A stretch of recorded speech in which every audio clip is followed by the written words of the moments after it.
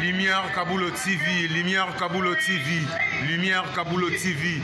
Réflexion avec R9 Fabrice, R9 Fabrice. Mobali Mateo, balingaka mwasi lolenga ninyango, nengo salanga eleki makasi.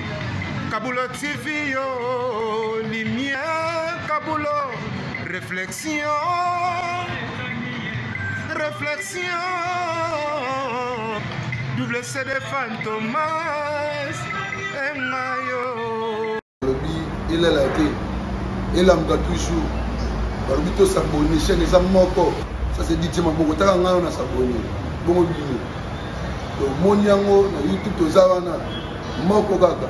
Réflexion, trop bandela. Réflexion, réflexion, lumière Kamboul, yangwana, balai ça la biso bien. Tous en ciment pour. Et c'est la G. Bongo. Toujours.